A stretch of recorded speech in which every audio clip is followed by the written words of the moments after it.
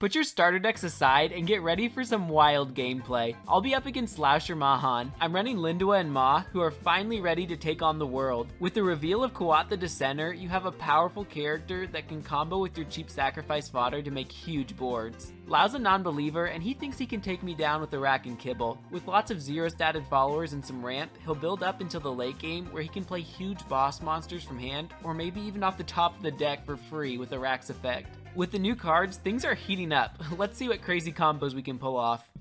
Alright, let's jump into the game. I'm going to be playing Lindiwe. It's my first time actually playing her, so I didn't totally remember how the effect works, but as I was reading, I realized when you go first, it's free, and when you go second, you have to pay 1 to summon the Ma token, and originally I thought it just came into play at the start of your turn, but it's actually an effect where you have to tap her to use it.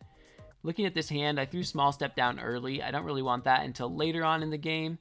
And we do have some really strong cards though that we are happy to see. Ortis Carrier is great. It's going to give us that tribute fodder for our sacrifices all game. Throwing the Cadridge Alchemist and the Tooth Fairy into the mana as well. I feel like that they're a little bit redundant. I can use them for cheap sacrifice fodder, but with the 3-cost Ortis Carrier already, for my day 1 play, I'm not going to really need them as much. Instead, I just hold on to the cards that I can use later for strong sacrifice plays. Kuat's definitely like your powerhouse. I feel like your card that really lets you push the hardest, and I feel like the Yzmir is going to be pretty good just to like dig a little bit deeper, have a second way to sacrifice cards once we use up this Kuat.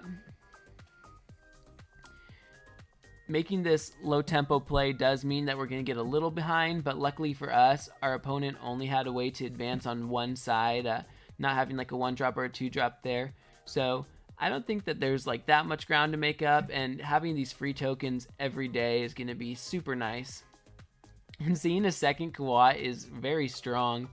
I feel like, yeah, I definitely want to see as many of that card as possible throughout the match, especially when you play it for the 3-cost from reserve. It's just so much stats on the board. You get 5 for him when you play it, and most of the time you're at least going +1 in stats from the sacrifice as well, because you'll usually get rid of something that's like a 1/1/1, but then Ma gets buffed to become a 2/2/2. So yeah, it's almost like 6 worth of stats for 4 every time it comes into play. We'll see right here, we make that play, and then we bring out the Kuat. Just like a pretty simple day 1, day 2 combo for this deck with the 3-cost Carrier into 4-cost Kuat. Now we have 5 on the left in stats and 2 on the right. It's going to be pretty hard for opponent to do anything about this. Maybe if they had something like Cernunnos, they could have blocked us on the right side in the companion expedition, but just playing the Mighty Djinn will ramp for them. But at this point, now that we double advanced and they only single advanced, we're already caught up and made up for that lost ground.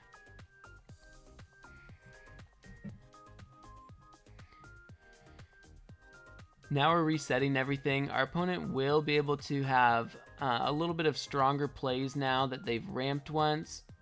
Looking at this hand, we have double Off You Go. I was starting to think that I might just be able to play like Kuat and Off You Go every turn for like the next couple of days. And it seems like Baba's Yzmir, I don't really have a way to sacrifice for Baba's Yzmir and Kuat in the same turn, since I'm only going to be getting 1 Trooper token. And so because of that, I decided to put the Yzmir in the mana.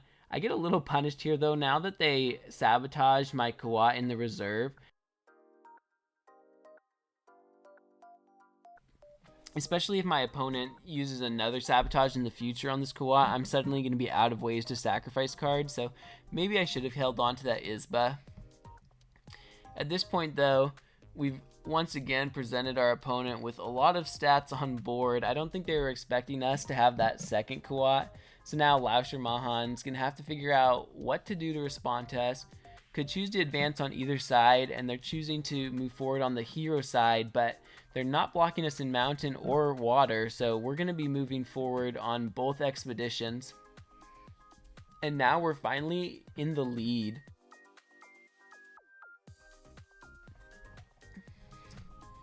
Our opponent's at 4 counters for Auraq. They're about to be doing some strong things, and so I think having that lead will help us out when they maybe put more stats on the board than us in future turns. We've gotten a couple of cards now in our hand that I'd usually use for sacrifice fodder. But I think we're okay at this point since we still at least have one Kawat. I realize though now, yeah, I definitely don't think I'll have time to play both of these. Off you go. And depending on what our opponent does, they might even just play like a 7-cost Hydrocana here, and that would be not very good for our hand. I just lead out with this Stargazer. Now that it's in play, when I follow it up with the Kawat, I can get 5 worth of stats for Kawat and then 4 worth of stats on the Ma token with a buff from itself as well as the Stargazer. They do have Hydrocana here, which is going to get them 5 counters on Auraq, and they're really set up now at this point. This is probably like their last weak turn of the match.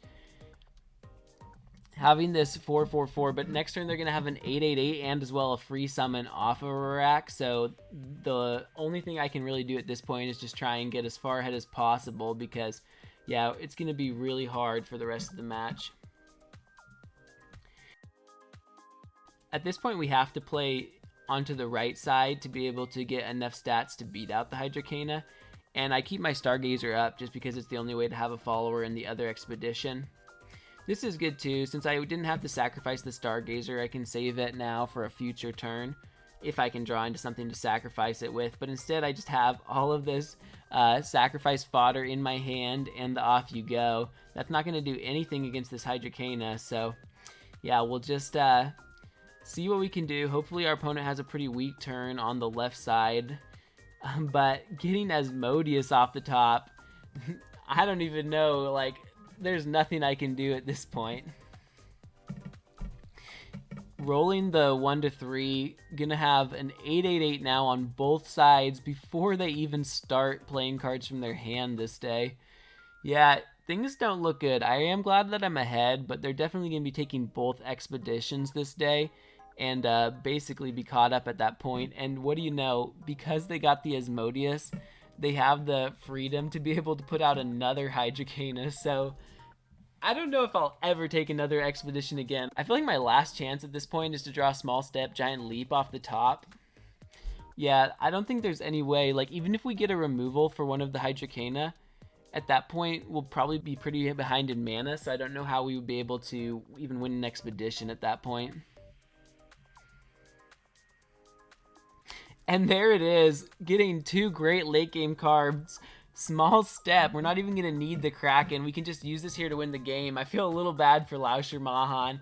We're just kind of going through the process and putting our mana down, but even with this incredible board presence, 8/8/8 on the left, 12/12/12 on the right, there's no way I was going to be able to win this game without that top deck of the Small Step, but because of our early lead, our companion and hero are adjacent, and now we're able to move them together to win this game.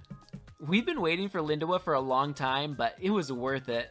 With the recent reveals, she seems pretty capable. Finding the perfect balance of sacrifice cards and tribute fodder will take a good amount of testing, but even on the first attempt, I was able to overcome 2 Hydrocana and an Asmodeus. I don't know, let me know in the comments, is Lindiwe OP, or am I just the luckiest player ever getting that Small Step at the right moment? Like and subscribe if you enjoy the gameplay videos, and let me know what heroes you want to see in the future.